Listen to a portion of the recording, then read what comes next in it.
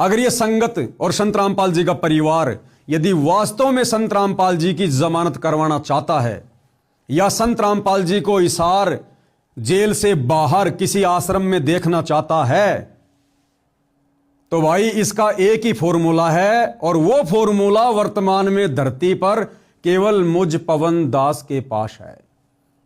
वो फॉर्मूला ना संत रामपाल जी के किसी वकील के पास है, ना उनके परिवार के पास है, ना उस परिवार के पीछे अंधी होकर चल रही संगत के पास में है।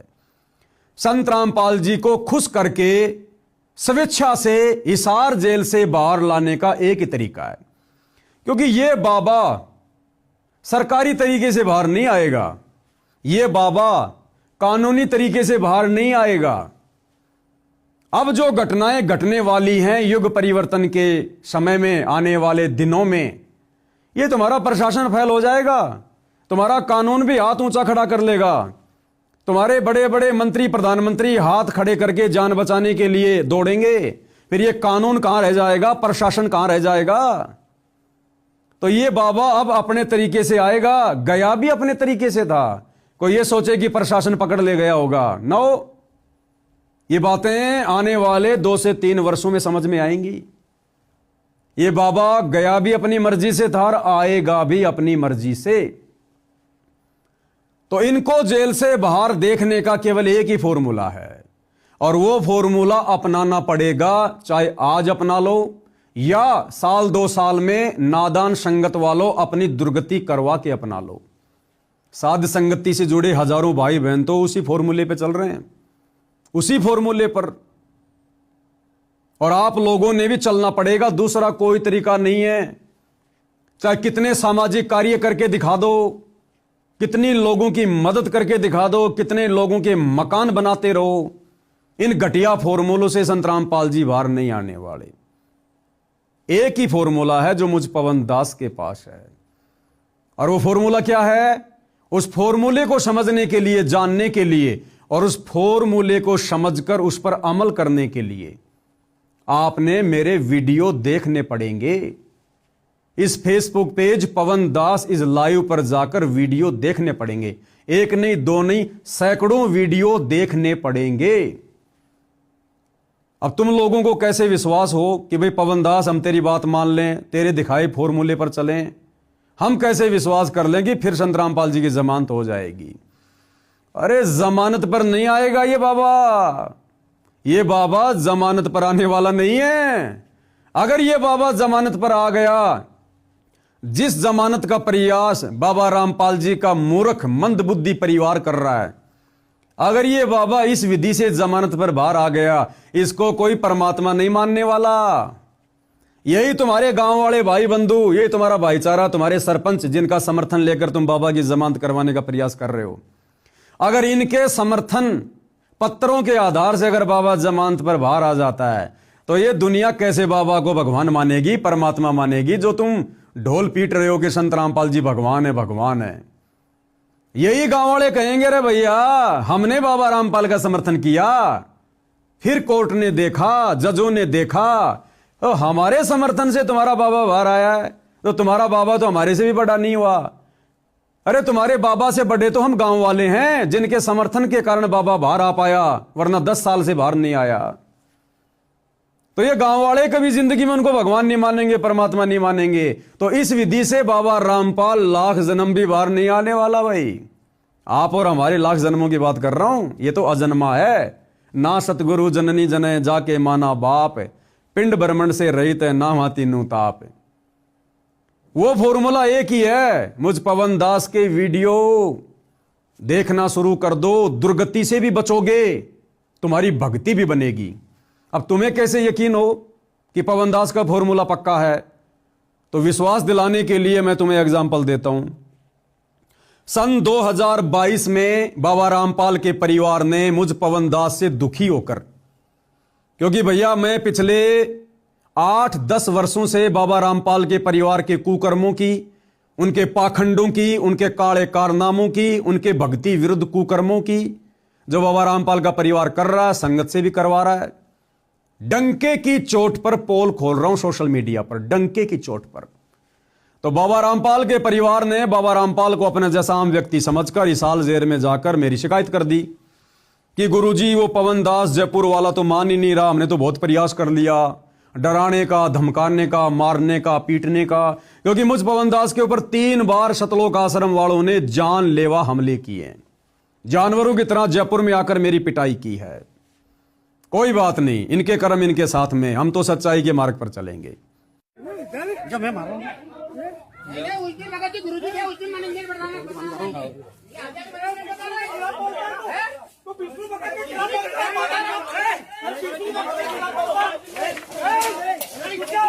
लेके आतंकवाद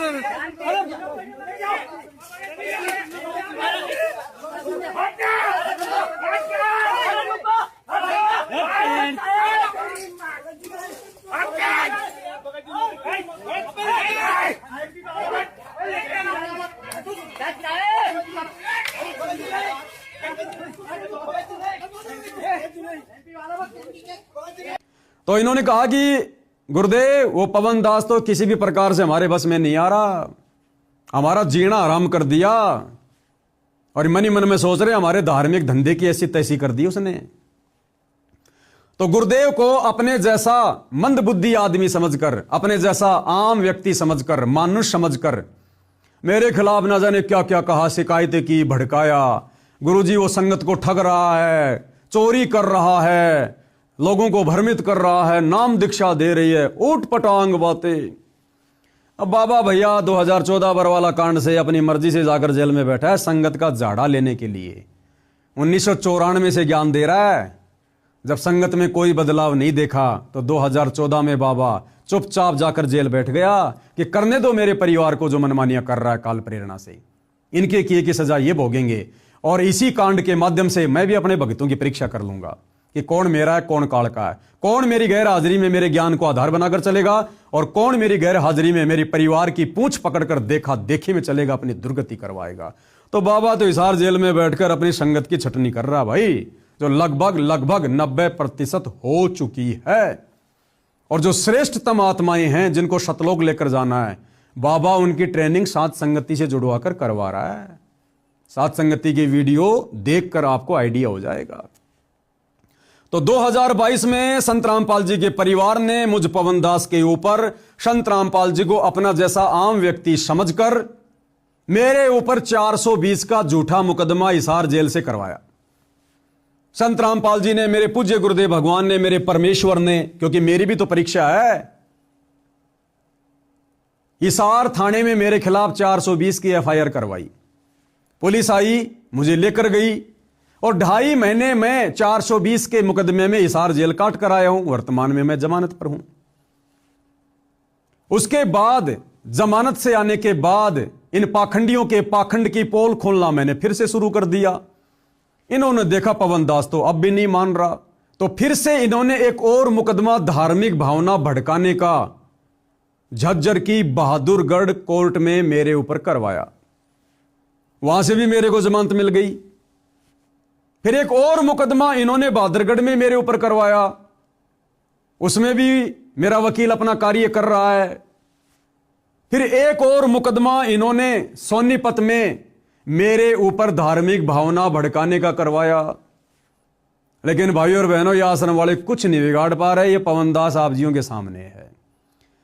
यानी संत रामपाल जी ने मेरे ऊपर मुकदमा किया अपने परिवार के कहने पर, और मेरी जमानत हो जाती है। जबकि उसी जेल में संत रामपाल जी का दामाद संजय खानपुर वाला, संत रामपाल जी की छोटी बेटी मंजू का पति, रिटायर्ड फौजी, 4 साल से हिसार जेल में बंद है। जिस जेल में मैं था, मेरे को धमकाने के लिए भी आया था वहां पर कि भाई मेरे बारे में यहां किसी को कुछ मत बताना। मैंने कहा क्यों बताऊंगा, जेल में बता के क्या फायदा, जमानत मिलने के बाद बताऊंगा। तो मेरे को डराने धमकाने के लिए आए 3-4 जने, जिनमें 2 तो बाहर जमानत पर हैं और एक अभी वो जेल में है। यानी भाई और बहनों, जो फॉर्मूला मेरे पास में है संत रामपाल जी के दामाद के पास भी नहीं है। संत रामपाल जी ने मेरे ऊपर मुकदमा किया और मैंने उस फॉर्मूले का प्रयोग किया, संत रामपाल जी को खुश किया, उनको प्रसन्न किया। संत रामपाल जी प्रसन्न हुए और मात्र 2.5 महीने में मुझ पवन दास की जमानत खुद संत रामपाल जी जज में प्रेरणा करके करवा देते हैं, मात्र 2.5 महीने में। जबकि संत रामपाल जी का दामाद उसी जेल में 4 साल से सड़ रहा है बरवाला कांड के मुकदमे को लेकर। उसकी कोई जमानत नहीं हो रही, हर बार उसकी जमानत याचिका खारिज हो रही है। तो वो फॉर्मूला मेरे पास है, संत रामपाल जी के दामाद के पास भी नहीं है। फिर उन्होंने बहादुरगढ़ में मेरे ऊपर मुकदमा किया अभी 2-3 महीने पहले। तो मैंने उस फॉर्मूले का प्रयोग किया और संत रामपाल जी को तुरंत मैंने प्रसन्न किया। तो मेरे को तो संत रामपाल जी ने जेल में भी नहीं जाने दिया, मेरी बाहर की बाहरी जमानत करवा दी उस फॉर्मूले के आधार से। और वर्तमान में और बहुत सारे मुकदमे लगा रखे हैं, किसी मुकदमे में कुछ नहीं हो रहा। क्यों? क्योंकि भैया मैं उस फॉर्मूले का प्रयोग करता हूं और वो फॉर्मूला है गुरु को प्रसन्न करने का। सत्सेवक भाई बहन तो जानते हैं, वो सत्सेवक भाई बहन पिछले कई वर्षों से उस फॉर्मूले का प्रयोग कर रहे हैं। सब अपने अपने घरों पर अपने गुरु को भोग लगाना, गुरु पे चवर करना, अपने गुरु की फोटो के अलावा दाढ़ी मूंछ वाले कबीर की फोटो को फाड़ फाड़ के घर से बाहर कर देना, एकमात्र अपने गुरु जी को दंडवत प्रणाम करना, एकमात्र अपने गुरु का प्रकट दिवस मनाना, दाढ़ी मूंछ वाले कबीर का जून में प्रकट दिवस नहीं मनाना, एकमात्र अपने गुरु की महिमा करना और सुबह शाम अपने गुरुदेव भगवान की 5 दीपक वाली थाल के साथ आरती उतारना। ये तो नॉर्मल सा बता रहा हूं आपको, फॉर्मूले की शुरुआत है ये। बाकी सारे फॉर्मूले सत्सेवक भाई बहनों के पास में है। जिस कारण से हम सत्सेवक भाई बहनों का, जिनको संत रामपाल जी के परिवार ने संत रामपाल जी से गुरुद्रोही घोषित करवा रखा है, हम गुरुद्रोहियों का तो उंगली का नाखून भी नहीं उतर रहा, नाखून भी हमारा तो बाल विवाह का नहीं हो रहा, बाल विवाह का। और इन आश्रमों में जाने वाले भक्तों का, इन आश्रमों के कोऑर्डिनेटरों की दुर्गति हो रही है, दुर्गति, अकाल मौत। क्यों? क्योंकि भैया उस फॉर्मूले के बिना आप जी सुखी नहीं हो सकते, आप अपने गुरु को प्रसन्न नहीं कर सकते। तो तुम्हारी आंखों के सामने है ये पवनदास भाई और बहनों, इन आश्रम वालों के पास में तो पावर की कमी नहीं, पैसों की कमी नहीं, और उसके बावजूद भी मैं उस फॉर्मूले का प्रयोग करके तुरंत जेल से बाहर आ जाता हूं, तुरंत जमानत करवा लेता हूं। तो वो फॉर्मूला मेरे पास में है, जिस फॉर्मूले को अगर संत रामपाल जी की करोड़ों की संगत ने अपना लिया तो मैं गारंटी देता हूं कि 6 महीने के अंदर अंदर संत रामपाल जी बिना किसी जमानत के और बाइज्जत और आप जियों के सामने होंगे। बस आपने 6 महीने साध संगति के वीडियो देखने, 6 महीने Facebook page Pawan Das is live के ऊपर जाकर। और मैं जब भी लाइव आता हूं, लाइव जुड़ो, वीडियो देखो और इन आश्रमों की तरफ झांक कर भी नहीं देखना। उस फॉर्मूले का एक नियम है, अगर आपने वो फॉर्मूला अपना लिया, फॉर्मूला क्या है? सबसे पहले मेरे वीडियो देखना शुरू कर दो साध संगति के। कोई नाम वामखंड नहीं होता, तुम्हारे को मूर्ख बना रखा है लोगों ने। ये लड़कियां नाच रही है सरेआम कार्यक्रमों में, तुम्हारे नामखंड नहीं हो रहे। सरेआम राजनेताओं की रैलियों में संगत को धक्के खाने के लिए ले जाया जाता है, तुम्हारे नामखंड नहीं हो रहे। पवन दास के वीडियो देखने से कैसे हो जाएगा? तुम्हें मूर्ख बनाया जा रहा, मूर्ख। तो जिस दिन से तुम मेरे वीडियो देखना शुरू करो, उस फॉर्मूले की शुरुआत करो, उसी दिन से इन आश्रमों में जाना छोड़ना होगा। ये नियम है। इन आश्रमों में जाकर, नामदान सेंटरों में जाकर दान धर्म देना बंद करना होगा और तुम्हारा फिर नामखंड नहीं होगा, नामखंड होना तुम्हारा बंद हो जाएगा जिस दिन से मेरे वीडियो देखना शुरू कर दोगे। तो तुम्हें किसी नामदान सेंटर पर जाने की जरूरत ही नहीं है। तुम 6 महीने ये रिहर्सल करो, 6 महीने तुम्हारा गुरु भी प्रसन्न होगा, तुम्हारी भक्ति भी बनेगी, तुम्हारी मर्यादा भी बचेगी और तुम्हें वो आनंद आएगा जिस आनंद को आप जी आश्रमों से जुड़कर कभी भी महसूस नहीं कर पा रहे हो, कभी भी। और तुम्हारा गुरु प्रसन्न होगा और 6 महीने के अंदर तुम्हारा गुरु तुम्हारे बीच में होगा। अगर तुम लोगों ने इस फॉर्मूले का प्रयोग नहीं किया, साध संगति की वीडियो देखने शुरू नहीं किए, तो भैया गुरु तो फिर अपने निर्धारित समय पर आएगा, जो समय उन्होंने निर्धारित कर रखा है। फिर चाहे तुम फॉर्मूला लगाओ ना लगाओ, फिर गुरु ने तो युग परिवर्तन के समय आने वाले 2 से 2.5 साल में आना ही आना है।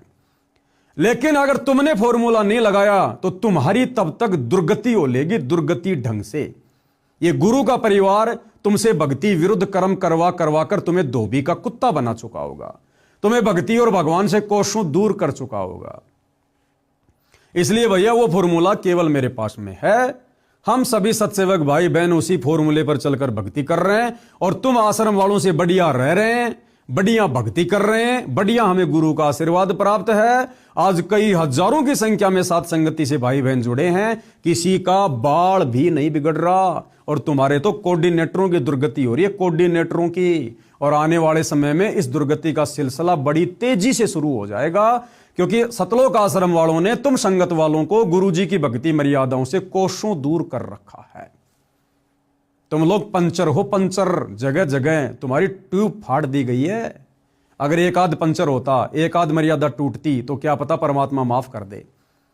तुम आश्रम वालों ने तो संत रामपाल जी के परिवार के पद चिन्हों पर चलकर भक्ति विरुद्ध कर्म करके पूरी ट्यूब फाड़ रखी है, ट्यूब। यानी नया जन्म लेना पड़ेगा, इस जन्म में मोक्ष नहीं है। अगर तुम ये फॉर्मूला अपना लो, साथ संगति की वीडियो देखना शुरू कर दो, तो हो सकता है वो समर्थ परमात्मा अभी भी तुम्हारा बचाव कर दे। अन्यथा भैया करते रहो ये रासलीला, ये पोप लीला जो चल रही है वर्तमान में गुरु जी के परिवार की। गुरु के परिवार को देखकर चलने से भक्ति नहीं बनेगी। गुरु को तजे भजे जो आना था, पशुओं को फोकट ज्ञाना। हल्के में ले लिया तुम लोगों ने संत रामपाल जी को, इसका परिणाम भुगतना पड़ेगा और बहुत भयानक होगा, बहुत भयानक है। तो मैं तो केवल संदेशा दे सकता हूं भाई, इससे ज्यादा मेरी औकात नहीं है। मैं इन आश्रम वालों की तरह भक्तों के साथ में मारपीट नहीं करता, जबरन उनको डराता नहीं, धमकाता नहीं कि तुम आश्रम में नहीं आओगे, पवनदास की वीडियो देखोगे, तुम्हें आगे का सतनाम नहीं मिलेगा, गुरुजी से तुम्हारी शिकायत कर देंगे, तुम्हारे नाम का पीला पर्चा निकलवा देंगे, तुम्हें गुरुद्रोही घोषित कर देंगे। अरे सतलोक आश्रम वाले कौन होते हैं किसी को गुरुद्रोही की डिग्री देने वाले? इनकी क्या औकात है किसी को गुरुद्रोही घोषित करने की? और इनके गुरुद्रोही घोषित करने से कौन गुरुद्रोही हो जाएगा? ये कल को मुझ पवनदास को देश का प्रधानमंत्री घोषित कर देंगे तो क्या मेरे को देश वाले विधानसभा में बैठा देंगे क्या? लोकसभा में बैठा देंगे क्या? मुझे अपना प्रधानमंत्री मान लेंगे क्या? तो इनके कहने से कुछ नहीं होता। ये अपने कर्म बिगाड़ रहे हैं और हमारी चल रही है परीक्षा। परीक्षा चल रही है, परीक्षा। अरे गुरुद्रोही को क्या लेना देना संत रामपाल जी से? उनकी संगत से भाड़ में जाओ, चाहे राजनीति करो, चाहे जो मर्जी करो, लेकिन तुम लोगों की दुर्गति हो रही है, हम भाई बहनों से देखी नहीं जाती। इसलिए आज गुरु की गैर हाजिरी में आज हम अपना दायित्व निभा रहे हैं, अपना फर्ज निभा रहे हैं, अपने भ्रमित भटके हुए भाई बहनों को समझाने का। तो भाई ये समझ आएगी, जब तक आप साथ संगति की वीडियो नहीं देखोगे तब तक ये समझ आपको नहीं आने वाली है। और इसी प्रकार से ये काल संत रामपाल जी के परिवार के द्वारा आप नादान भगत भाई बहनों की दुर्गति करवाता ही रहेगा। तो भाई विनती कर सकता हूं, प्रार्थना कर सकता हूं, बाकी समझना ना समझना आप लोगों के अपने संस्कार के ऊपर निर्भर करता है। और देश दुनिया वालों, लास्ट में फिर से कान खोल के सुन लो। वर्तमान में जिस संत रामपाल जी का नाम सुनना भी आप लोगों को अच्छा नहीं लग रहा है, आने वाले समय में इसी संत रामपाल जी के चरण पकड़ने पड़ेंगे, नाक रगड़ रगड़ कर मिन्नतें मांगनी पड़ेंगी, अपने और अपने परिवार का बचाव करवाना पड़ेगा। और यह समय कुछ ज्यादा दूर नहीं है, मुट्ठी भर भी समय नहीं है। मुट्ठी में 5 उंगलियां हैं, यानी 5 साल भी नहीं है। 2026 शुरू हो चुका है और 2028 युग परिवर्तन का समय है।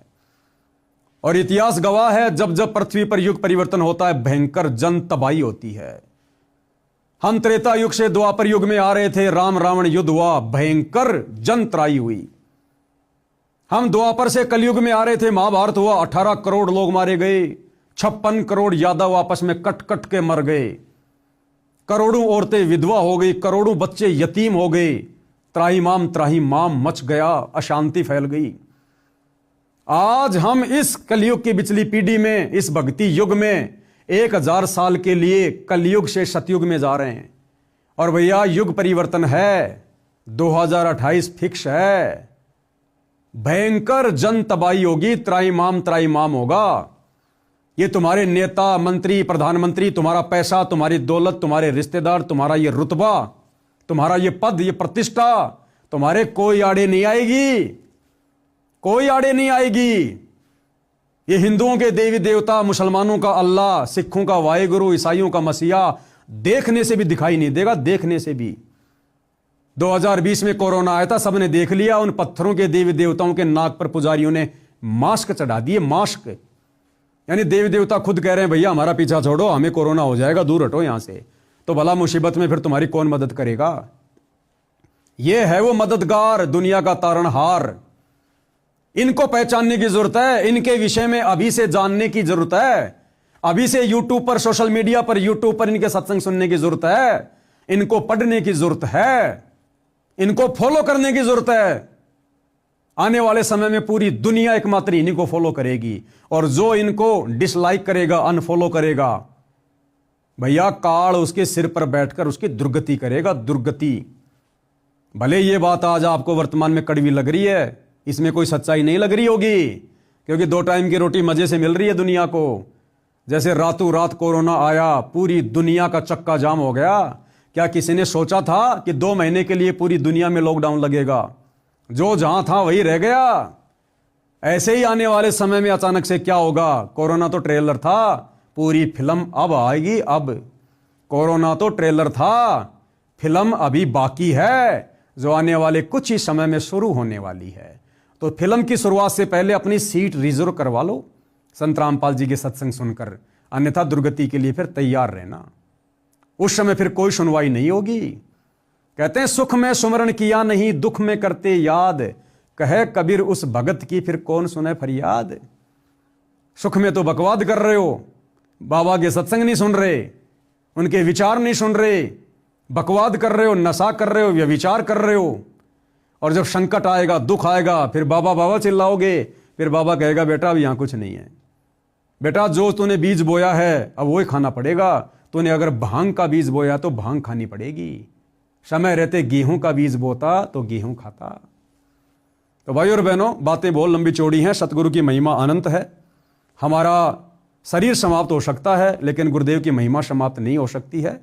आगे भी समय समय पर आप जियों को परिचित करवाते रहेंगे सतलोक आश्रम वालों के कुकर्मों से। समझ जाओगे, सुधर जाओगे तो अच्छी बात है, वरना दुर्गति तो दरवाजे पर खड़ी है। तो आज के वीडियो में केवल इतना ही। परमेश्वर रामपाल जी हम सबको सद्बुद्धि दें, आशीर्वाद दें, हमारा मार्गदर्शन करें। बंदी छोड़ सतगुरु रामपाल जी परमेश्वर जी की जय हो।